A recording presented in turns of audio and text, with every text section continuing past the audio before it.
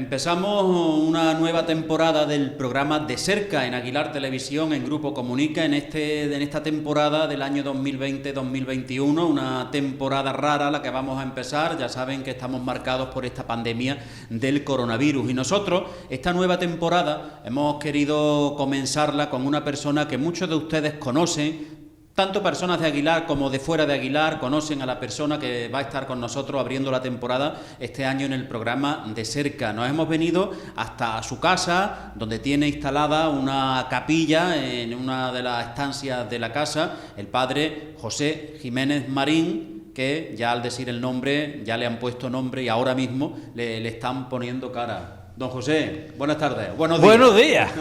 Nos hemos venido hoy aquí, sabes que tenemos un programa en el que queremos conocer un poquito más de cerca a las personas que pasan por aquí y creemos que es una ocasión importante la que se aproxima para tu vida porque estás en puertas de cumplir 50 años como sacerdote.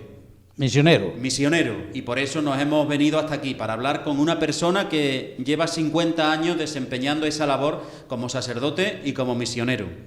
Vamos a hacer un repasito a tu vida, un poquito para hablar de tu vida, pero un poquito de impresiones. ¿Cómo te encuentras en estos momentos en el que se aproxima esa fecha? Bastante bien. Yo quería haberla celebrado en Amazonas, Brasil, pero mandan las circunstancias, tarea de Dios de hacerlo aquí, en mi pueblo natal. Exacto, no va a ser en Amazonas, Brasil. Además, en el soterráneo, que es donde me bautizaron. Pues entonces todo viene derecho. Vamos a empezar por el principio, para que sigamos un hilo. Don José Jiménez Marín, nació en Aguilar. Háblanos un poquito de tus orígenes, háblanos de tu familia. El 19 del 9 del 39, en la calle Pintá. Frente a donde había vivido el Beato Nicolás, un poquito más para abajo, tirando para la Candelaria. A ese fue el nacimiento. En la calle... Comentario. Sí. Según me contaron a mí después, pues yo desde que yo no me acuerdo, pues yo no percibía todavía mucho. Y hola Sole, qué chiquillo más grande ha parido. Y no llego a 1,5 metros escasamente, pero bueno. ¿Naciste grande? Era más bien gordo. Y bueno. Luego lo que pasa es que no estiraste ya demasiado. Luego ya, pues, la malicia no me dejó crecer. Esos fueron tus orígenes. ¿Qué recuerdos tienes de tu niñez, del Aguilar de entonces, ¿no? De tu familia? Aprendí a leer en la calle, en la Miguel la Cándida. Aprendí con las 4 reglas de matemáticas. Aprendí a pensar en la escuela de don Luis Gutiérrez Tejada, en la calle Carrera. Y ahí aprendí, pues, como para poder entrar luego a los 21 años en el seminario sin haber hecho el primer curso, pero sin ningún título. Nos llama la atención una cosa, trabajaste mucho, estudiaste lo que se pudo, ¿no? Sí, hasta los 11 años que me quité de la escuela, luego volví después a estudiar. Y en ese tiempo hasta que fuiste al seminario, ¿qué labores desempeñaste? ¿Qué hizo don José? Pues primero estuve con mi tío Cosanillo, que en paz descanse, aprendiendo algo de carpintería, pero yo no quería trabajar, que quería ir a jugar, y hablar, mi primo. Después estuve un tiempo con mi chacho Labanero, que en paz descanse, también carpintería fina. Siempre aprendí, pero nunca ejercí. Antes de eso había estado, durante el tiempo de la escuela, yo me paraba mucho en la calle Pinta con el cor zapatero, a aderezar puntillas, a coser zapatos, todo eso aprendí. Y luego ya después, a los 14 años, pues empecé a trabajar de ayudante de albañil en mi casa, se hizo horno y mi padre se enfermó y me quedé de maestro pala hasta los 21. Estamos hablando en una panadería, en el Camino Ancho. Ahí va. Que mucha gente recuerda al padre José en esa panadería. Haciendo hojaldres, vendiendo roscos, cosas de esas. En una época en la que las mujeres, sobre todo, llevaban allí también sus magdalenas, ¿no? Uy, eso fue lo que levantó la economía familiar, que se quedó por tierra al morir mi padre, y yo entré en el seminario, porque yo entré en el seminario 10 días antes de morir mi padre. Y mi hermana Carmen, que para descanse, se quedó con los dulces, mi madre, y las mujeres, que yo llenaba de mujeres, iban a hacer magdalenas, las 2 temporadas, tortillas, hojaldres, Santa eso es. ¿Y cómo en ese ambiente, cómo surge la vocación? ¿Cómo te surge? Pues mira. Porque estamos hablando de un ambiente a lo mejor que no iba muy encaminado. Cuando empecé a responsabilizarme en el trabajo, coincidiendo con la adolescencia, la crisis de la adolescencia, y buscando una salida a mi mundo de pelea interior, empecé a acudir al soterraño. Ahí empecé, iba a rezar rosario, estaba allí don Julián, el tiempo de don Julián que pues descanse, y ahí pues a un cierto momento acabé yendo a misa todos los días. A mis 18 años pues leo un libro de misioneros con la figura de San Francisco Javier por delante, y ahí me doy cuenta, empiezo a sentir que yo lo que tengo que hacer es irme de misionero. Yo no pensaba nada de cura ni nada, sino misionero. He visto que me ha liberado Cristo, y entonces quiero que eso, hasta donde yo pueda, llegue a la gente. Como si yo no tenía ningún título ni de primaria siquiera, porque la escuela donde yo aprendí no era oficial, bueno, no daban título. Entonces pues eché por medio para el seminario. Pero eso llegó 3 años después, porque yo tenía que arreglar muchas cosas antes de salir de la familia que estaba a mi cargo. Cuando llego al seminario me presentó el cura de la nena mía, que en paz descanse, el don Javier Barro Arjona, Francisco Javier Barro Arjona, ese ya era clérigo. Me presentó al rector, me pregunta al rector, ¿y tú por qué quieres entrar en el seminario? Digo, pues quiero ir a las misiones. Y me dejaron entrar, como quien dice, de cogotazo. Empecé en segundo de latín en octubre del 60, muere mi padre a los 10 días, tengo que volver a casa, hacerme de nuevo cargo de la panadería, y al final, en enero del 61, empiezo a estudiar latín. Primer examen, el profesor pone en la pizarra allí una frase en latina, yo las copio.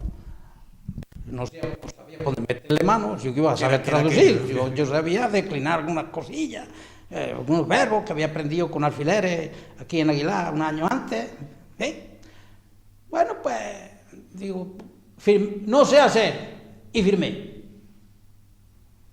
Para adelante, me dio un 5, o sea, me aprobó. Ahí me dije, Pepe, aquí no tienes más remedio que estudiar, porque si no, ¿esto qué va a ser? Por vergüenza.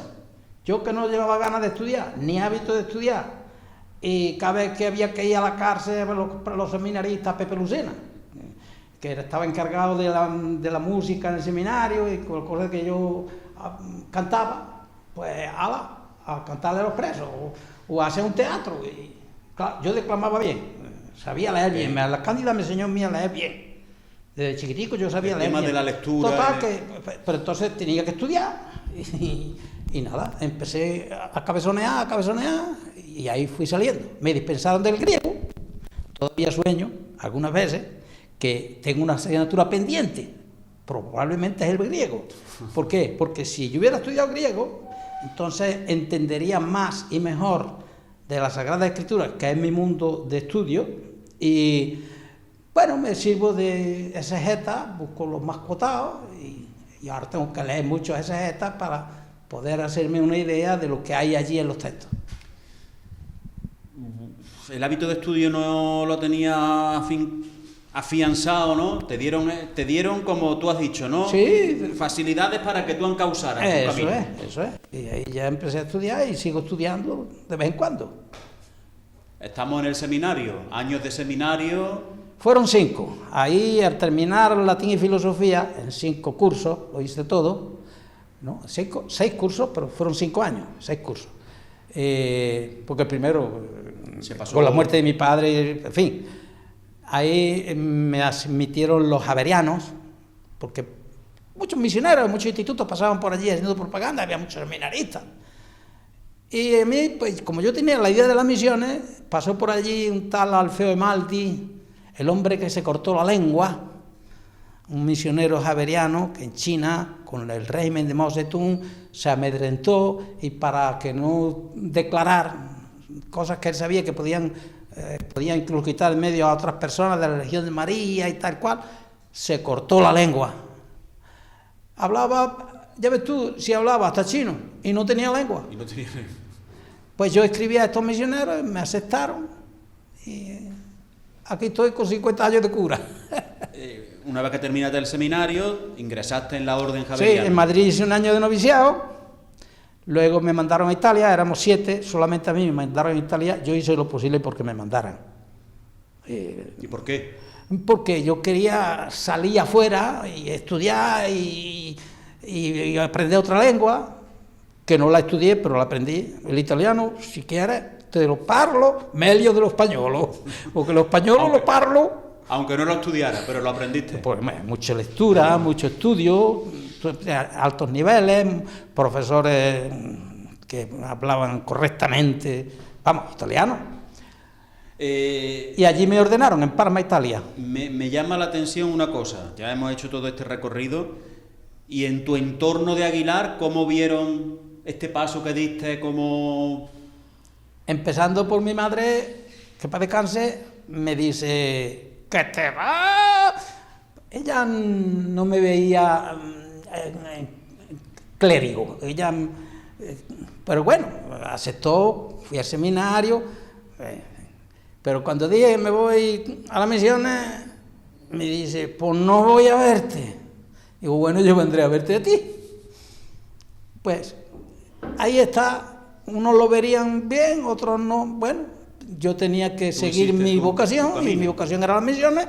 Entré en un instituto misionero y ellos me ordenaron de cura en Italia. Ahí estuvo mi hermana Cándida, con la que yo vivo ahora aquí, y la Carmen, que en paz descanse. Las dos que vinieron un mes, estuvieron hasta que me ordenaron.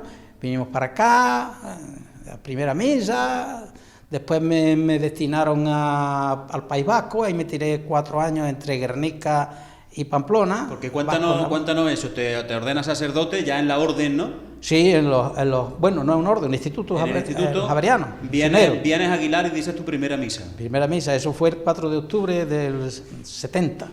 Uh-huh. Y luego te vas al País Vasco. El primer destino fue el País Vasco. Me ordenaron vicerrector del seminario de menores, pero luego me pidieron que hiciera la propaganda misionera, en la cual me tiré 10 años, primero 5 y después de volver de la primera misión otros 5, prácticamente por toda España, pero sobre todo el País Vasco. Y bueno, eso, un jaleo. ¿Primera misión dónde? La primera misión fue a Colombia, a Buenaventura. Cuando me dicen vas a Buenaventura, digo, ¿pero cómo? Colombia, un país más católico que España, pero si yo lo que quiero es ir a las misiones. Yo había pensado siempre en China. En el seminario, estudiando en el seminario, yo había empezado a pensar en China, porque leí de José María Pemán, el Divino Impaciente, San Francisco Javier, que era la figura que a mí me había motivado a las misiones. Pero claro, no podía ser. Y luego digo, entonces a Indonesia, mundo asiático. Pero tampoco podía ser porque estábamos en unos tiempos en que las relaciones internacionales, pues, dice, a Colombia, pero hombre, Colombia, si es más católico que España, me dice, que después fue también a las misiones, que estaban todos en el provincial, a Transanello, a Giancarlo, me dice, sí, pues es que allí en Buenaventura no hay nada de cura, no tienen personal. Digo, bueno, venga. Y fuimos 3. Yo bauticé el grupo como el trío Escalera, porque estaba el primer peldaño, otro peldaño y el párroco. Y luego ya era, ¿no? Otro peldaño. Fue bien, 4 años y pico, tenía que haberme dejado 5 años, pero que hacía falta aquí la propaganda, y me volvieron a España, a Madrid, para la propaganda. Y desde ahí pues iba a Huelva, Málaga. ¿Y estuviste aquí en España otro tiempo? De ahí pasé a Murcia, me pusieron de rector, pero yo de rector no, de rector del seminario, eran 14 teólogos.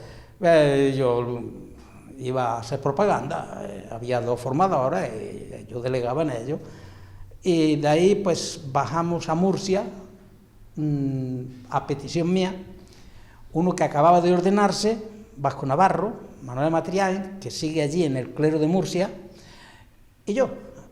pues fundamos un centro de animación misionera que todavía está. Otros que habían sido fundados antes ya no existen por la situación de falta de personal, etcétera. Y llega el general de Italia. Y bueno, aquí en esta comunidad que es anómala porque siempre tiene que haber 3, estábamos nada más que 2. ¿Quién es el superior? Digo, más grande, había sido alumno mío. Y bueno, y yo me quedé en la animación misionera y desde Murcia iba a muchos sitios, por España, por el sur, sobre todo por el sur. Eso era en la conjunta, lo llevaban antes. Un grupo de varios misioneros, ha tocado con monjas, con otros, de otros institutos, en fin, kilómetros. Todos los que, ¿no? Echarle kilómetros. Colombia la primera, esa etapa en España, y después ¿a dónde nos vamos? Después de Murcia me lo gané a pulso, porque me pidieron, me eligieron para capitular. Cuando se cambiaron las instituciones en el año 83, el instituto cambió las constituciones. Y yo estuve ahí, éramos 43 capitulares, y el que estaba de general, pues digo, yo voy a votar para que te reelijan, pero me tienes que mandar otra vez a las misiones. Bueno, vale. Luego no quería mandar, digo, prometido deuda. Y de nuevo volví a Colombia, pero en vez de ir a Buenaventura me mandaron a Cali. Esa fue mi etapa de 4 años más densa de pastoral social. Que es lo que es la misión, se hace pastoral social. Es decir, progreso, basado en la encíclica de Pablo VI, Populorum Progressio. Ahí era soplar y hacer botella. Cali, en el distrito de Agolbanca, 300.000 pobres. Hablamos de una ciudad y un gente entorno... de aluvión. Cali es la segunda ciudad de Colombia, no es Medellín, es Cali. Yo lo dije, y cuando hicieron un censo salió que Cali era más que Medellín. Cali es el único cartel que medio ha quedado en pie de los de la droga en Colombia. Hablamos de una ciudad complicada por la pobreza, por la droga, bueno, por los... pobreza al oriente de Cali, que es donde yo estaba. Pues Cali es un lugar que no me vea. Uy. Hay más lujo que en Barcelona. Hablando de esa época, ¿no? Pero también hablando un poco en general de tu labor como misionero. La labor de un misionero no es decir misa, ¿no? No, la labor de misionero, en cuanto que es mi cura, es el hombre de la misa. Pero yo tenía una mano en el misa y la otra en la herramienta que es eclesial, pastoral social.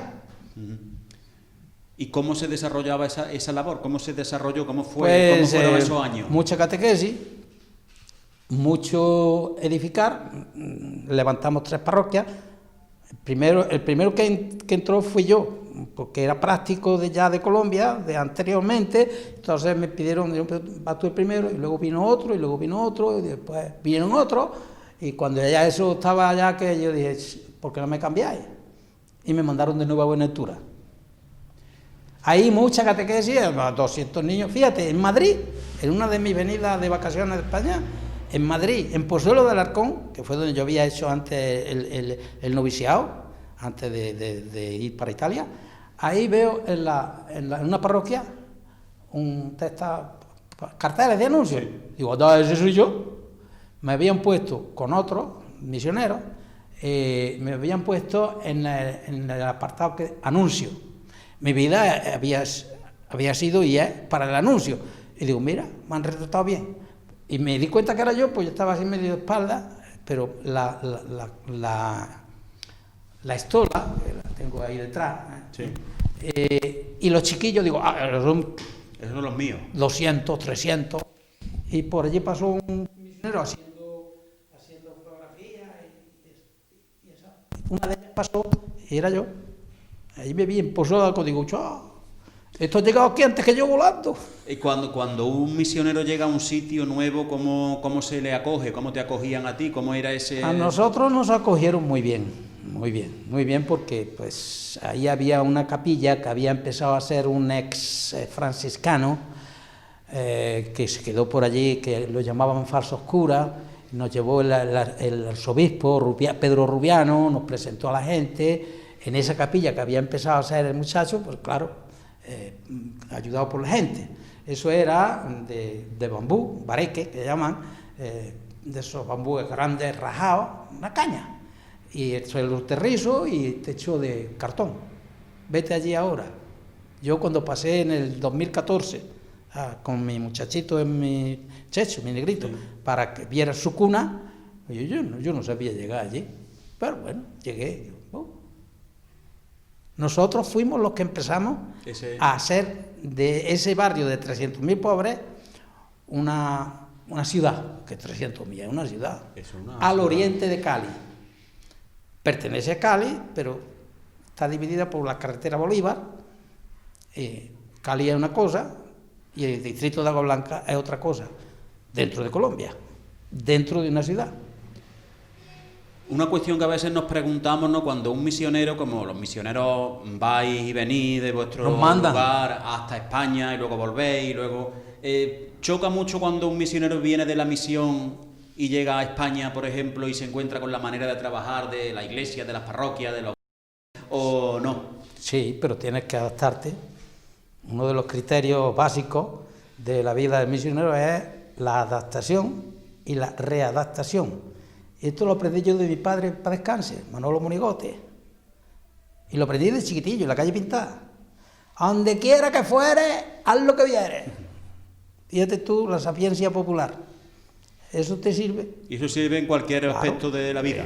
Yo tengo otra visión pastoral, otra manera, yo haría de otra manera, pero tengo que adaptarme. Siempre hay grupos que lo ven bien y otros que lo ven mal. Tú sabes que en el 2000 Aguilar fue panfleteado con el perfil de este servidor y a mí eso ni el que no me mueve la aguja, porque esto está así. Yo estoy aquí porque Dios permite y quiere. Yo no me han mandado.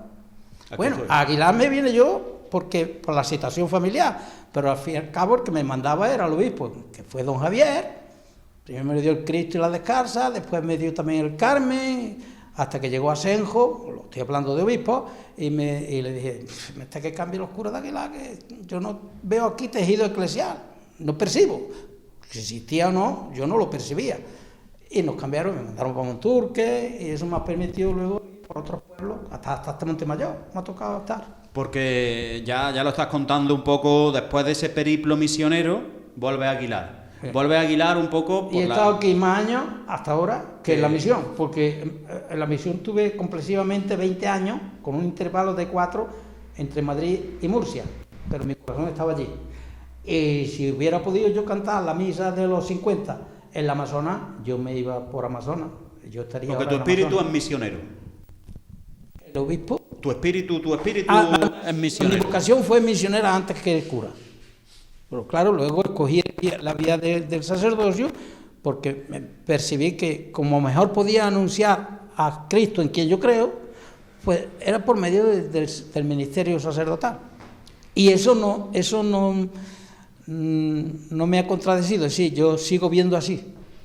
Viene Aguilar, ya nos cuentan un poco forzado por la situación familiar, sí. Eliges venirte a Aguilar y empiezas a desempeñar tu ministerio aquí en Aguilar. Con el visto bueno del obispo. Mandado por don Javier, que está ahora de arzobispo en Granada. Te recordamos en la parroquia del Cristo de la Salud como párroco, en la Descalza como capellán. En la Descalza como capellán, ahí sigo. Ahí sigues, en la parroquia del Carmen. Ahí estuve de administrador parroquial, que es el equivalente de párroco. Ahora estoy de administrador parroquial en una parroquia donde yo fui párroco anteriormente, mi tiempo de Monturque, que es la Huerta Baja, de Cabra.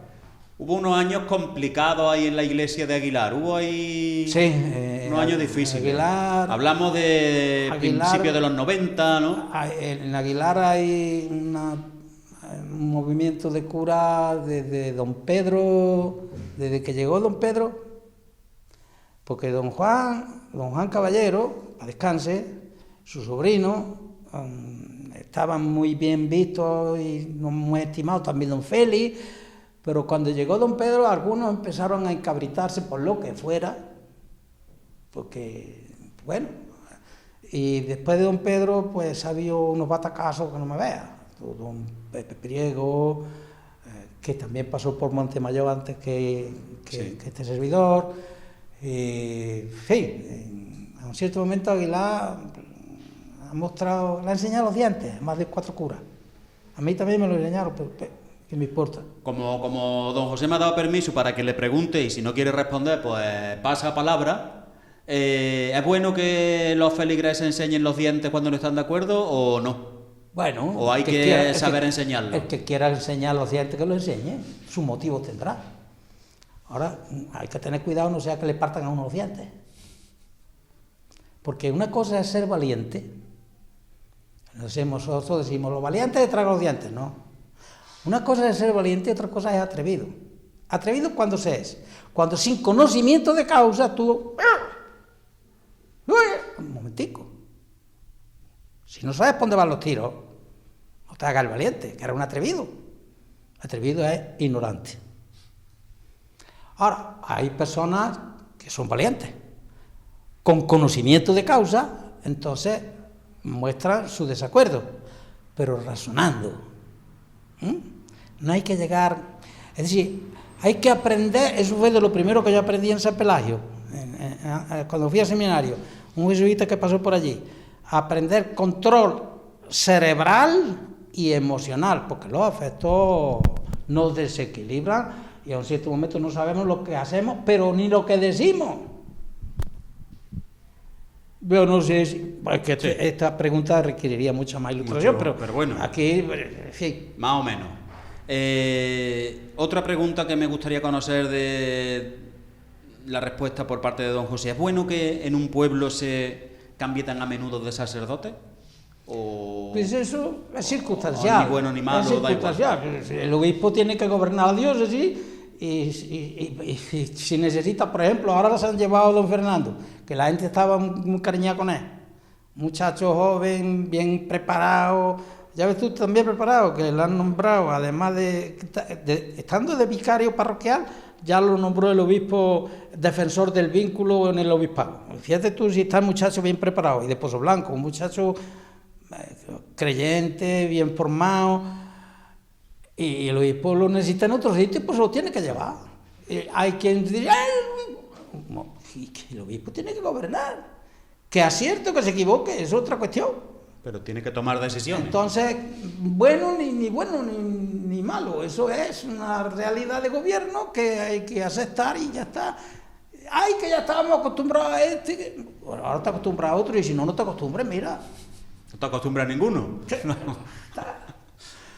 Cuando don José llegó a Aguilar, ya después de su periplo misionero, era muy llamativo para mucha gente no verte predicar en las misas. Sí. Porque rompiste un poco los esquemas que había. Bueno, yo traía un estilo, procuraba adaptarme aquí, pero a veces no podía ser, ¿no? el que tuve retuvo guardó por la vez y todavía si yo la homilía la hacía en medio de la gente, pero eso lo vi yo aquí con don Julián, antes de irme yo al seminario.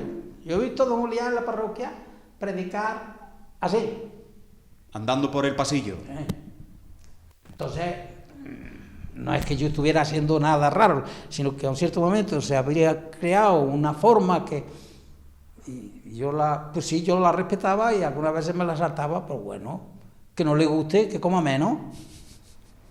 Ya está. También. Además, no escuche al cura, escuche a Jesucristo. Exacto. También vemos a don José en la Puerta de las Descalzas, de donde es capellán, ¿no? No es habitual, que muchas veces lo vemos allí esperando a las personas que van llegando. Bueno, algunos han confesado al pie de la cruz que quieren arrancar. Porque sus motivos tendrán, que yo en eso no me meto. Son polémicas que van surgiendo. Porque hay connotaciones políticas, pero... ¿Qué piensa don José, por ejemplo, de ese asunto? Yo pienso, pues, que ni me va ni me viene. Es decir, yo la cruz, mi emblema personal es la cruz. Mira, yo llevo en el coche, yo llevo esto, no me pongo los secuelas, pues esto. Bueno, pero si por lo que sea hay unas connotantes políticas que no hay paz, si la cruz es la que hace la paz, todo el universo...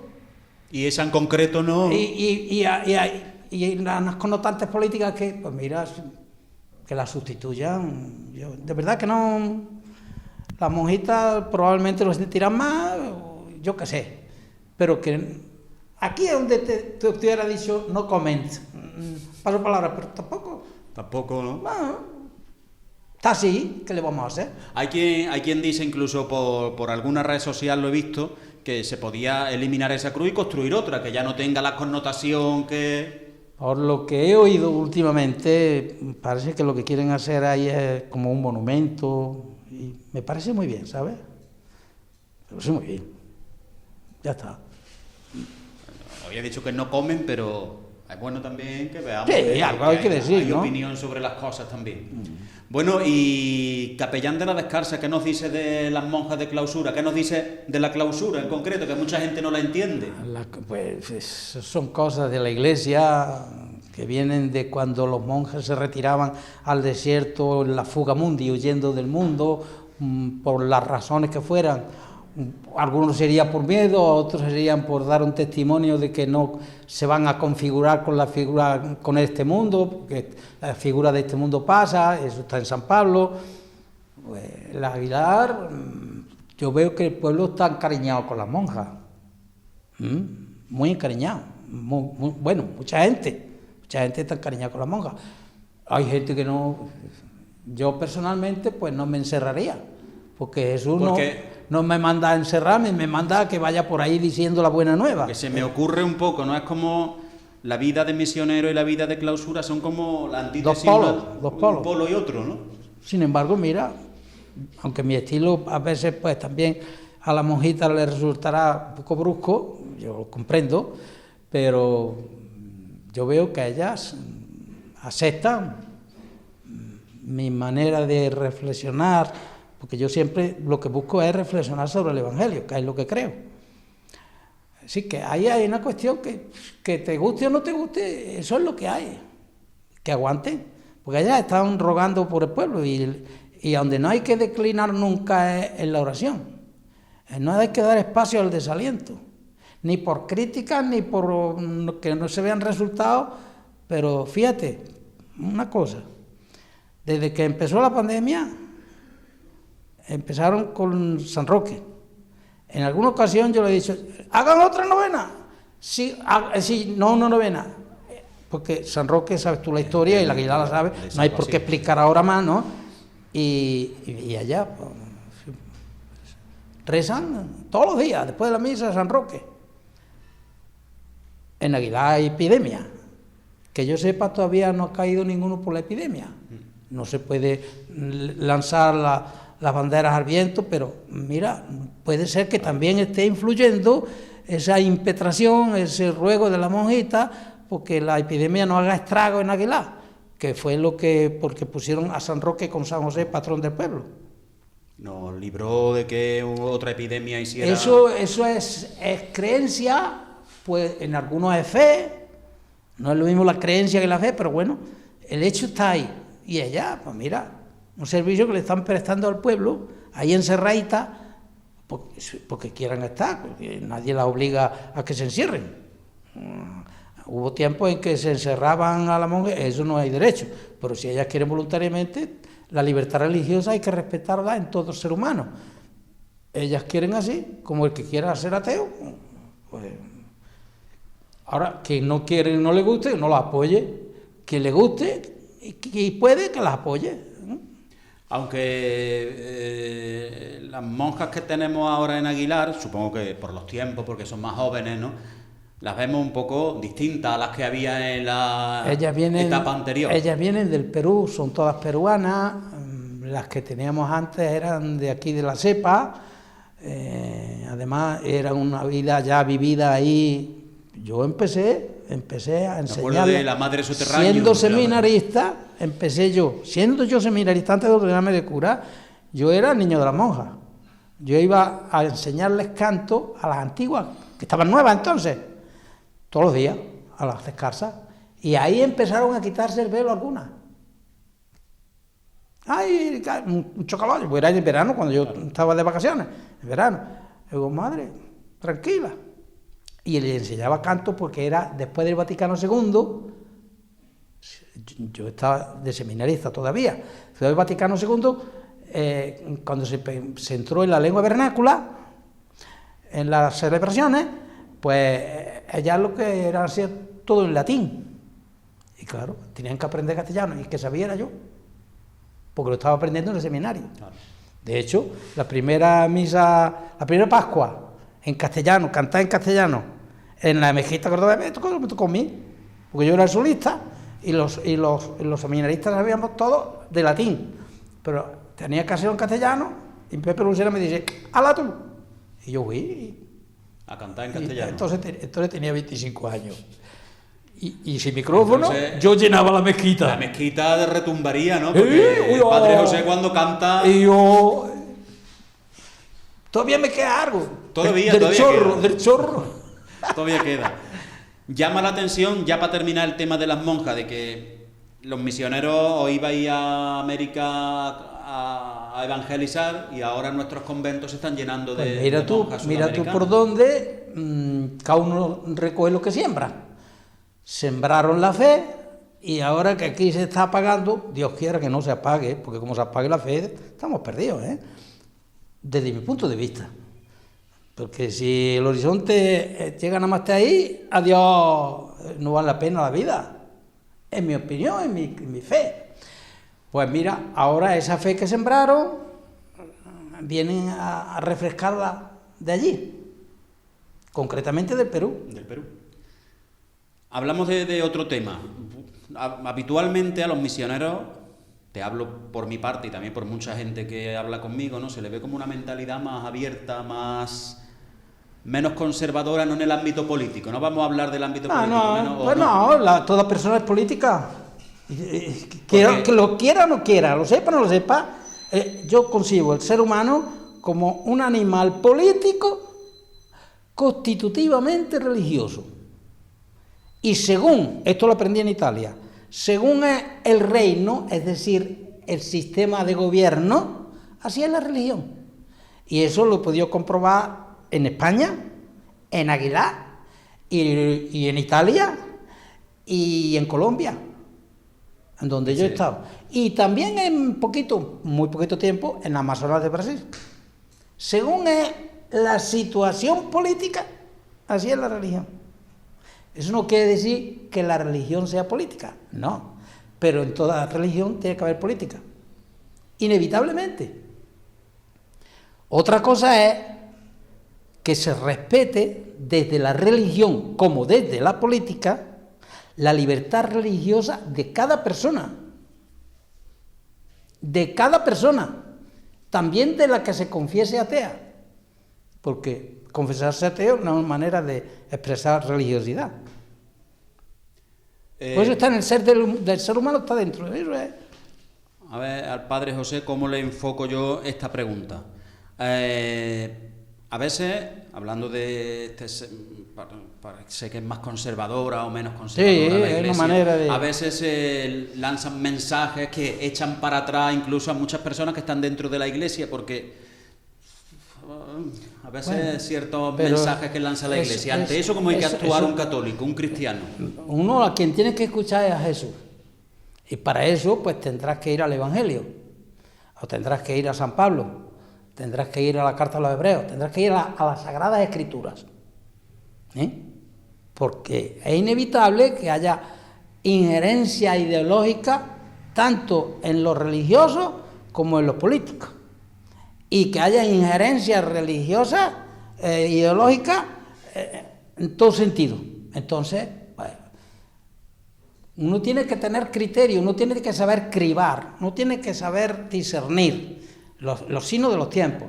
Bueno, pues escucha a Jesús, que es el que la verdad y el camino y la vida, y desde ahí, si eso me cuadra con lo que dice Jesús, bien, si no me cuadra, pues bueno, vaya usted con Dios. Lo dejo un poco al lado. No, porque si uno no tiene que tragar entero. Ahora que yo me voy de la iglesia porque te vas porque quieres, la iglesia está abierta, que quiere entra, que quiere sale. Yo no iba a la iglesia, a mis 16 años la crisis me llevó a la iglesia y allí pues empecé a hacer carrera.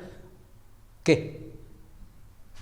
Como ven, por eso yo tenía ganas de hacer esta entrevista, porque me aclara muchas ideas el Padre José, y yo sé que muchos de ustedes pues también están sacando provecho de estas palabras. Hablamos de que la iglesia se está envejeciendo, las personas que acuden a la iglesia, ¿qué habría que hacer para que los jóvenes dijeran están aquí o entraran dentro de la iglesia? Bueno, mira, cuando yo empecé a ir a la iglesia yo era joven, 16 años, 17. Después yo me he puesto mayor. Tampoco iban muchos jóvenes a la iglesia cuando yo empecé a ir, porque se veía como una cosa de, es que te gusta eso. Una cosa es el gusto y otra cosa es la intencionalidad, y esto es muy largo de contar. Pues ojalá la gente joven se diera cuenta de que hace falta que la voz de la iglesia, es decir, la voz de Cristo, porque Cristo, la iglesia es el misterio viviente de Jesús, que luego haya gente que me parece que no, eso es otra cuestión, pero el que va a salvar al mundo, el que salva al mundo es Jesucristo, la verdad que nos hace libres es Jesucristo, y la iglesia lo que hace es predicar eso. Quien se haya dado cuenta durante todo este ciclo que estamos en San Mateo, que es el evangelista eclesial, yo mi homilía la empiezo y la misa la empiezo siempre con la iglesia tal, la iglesia cual. Algunos pensarán, es un cuento. Bueno, eso es un cuento, no, eso es lo ideal, según el evangelio. Ahora, a ti no te gusta o no comas. Ojalá, y gente joven, mira, en Aguilar ahora mismo hay 2 muchachos que están en el seminario. A uno de ellos lo bauticé yo. Eso es habitual que en un pueblo haya dos muchachos en el seminario, no es lo normal. Bueno, en algunos hay más y en otros ninguno, de todo hay. De todo hay en la viña. Vamos caminando ya al final de la entrevista. Se cumplen 50 años. 50. Pues ese es el motivo de mi ordenación. De tu ordenación. El 27 de septiembre. De que estemos aquí, el 27 de septiembre, que además va a haber una misa que tampoco queremos que sea multitudinaria. Ojalá no haya aglomeración, porque siquiera sea por protocolo, hay que ser prudentes. Hay que ser prudentes porque, de todos modos, como está puesto en la puerta que es obligatorio mascarilla, y han hecho el protocolo ha puesto el énfasis en esto. Antes era de otra manera, pero ahora en esto. Bueno, eso lo está preparando don Pablo. Don Pablo es el que está preparando. No quiero que se me olvide un detalle. Don José, cuando vino a Aguilar, al poco tiempo fue pregonero de la romería también. Ahí te integraste en las tradiciones. No, eso fue antes de venir a Aguilar. Antes de venir, en un intervalo. Eso fue en el 92. En un intervalo de los que... Cuando la Expo, yo vine expresamente de Cali a pregonar la 12ª romería de los remedios, que lo hice en el Llano de la Cruz. ¿Quién se enteraría de lo que yo era? La hice en verso. Cuando la romería hice en verso. Cuando el pregón se hacía al aire libre. El pregón lo hice en verso. Por ahí anda. Pues habrá gente más joven que no lo sepa, pues tenemos también aquí entonces yo venía con barba. A un pregonero. Ahora la que tiene barba eres tú. Está la foto de tu pregón.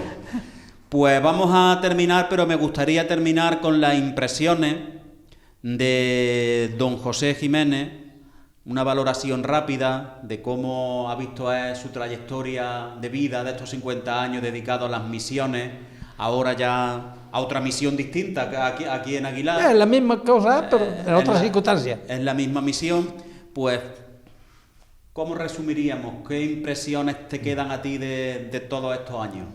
Cuando yo pienso en las misiones, tengo una idea de las misiones como algo territorial. Y en el ejercicio de mi ministerio como misionero, lo que me he ido convenciendo cada vez más es que no es territorial. La misión no es territorial. La misión es universal. Por eso la iglesia toda debe ser misionera. Francisco Papa entró diciendo, quiero una iglesia en salida, quiero lío en la iglesia. Y a los pocos meses la tuvo que cerrar el Vaticano a cal y canto. Es la paradoja. Yo empiezo con una idea territorial de lo que son las misiones y mucha actividad, muchas cosas, mucho jaleo, mucho trabajo, mucho mirar en el Evangelio, oración también, porque como no haga oración, empieza a pensar de otra manera. Pero yo he llegado al convencimiento hasta ahora de que la misión no es territorial.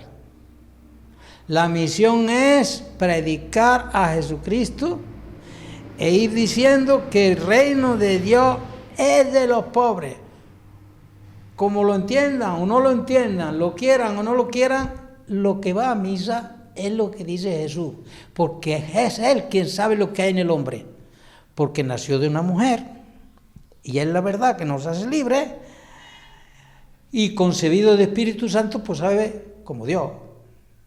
Lo único que dice Jesús, está escrito en el Evangelio, sobre la cuestión del fin del mundo y todo eso, que dice, eso no lo sabe ni el Hijo, solamente el Padre. Es la cuestión del fin del mundo. Pero todo lo demás, Jesús, el Hijo, Dios. Hombre, Dios, Dios, hombre. Entonces, la misión no es territorial.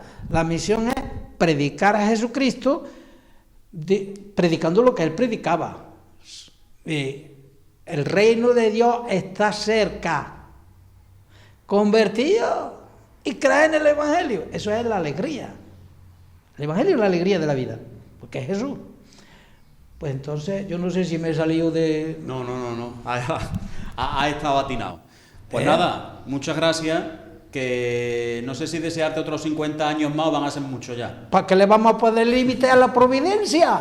Lo que Dios disponga. Ahí va. Ya está. Que vaya todo bien, que el domingo salga todo bien y que sigamos viéndote por las iglesias de Aguilar. Y gracias también a Comunica, a ti personalmente, por ser mi ángel de la guarda. Que eso no lo hemos dicho. Aquí don José pues me tiene calificado como su ángel de la guarda. Eso fue una lotería que me cayó a mí hace más de 20 años, recién llegado a Aguilar de Italia. Pues desde entonces soy su ángel de la guarda. Pues, eso, por destino. Por suerte, tocó. La lotería es la lotería. Al que le toca, le tocó. Al que le toque, le tocó. Pues muchísimas gracias. Bueno, gracias a vosotros y a todo el pueblo.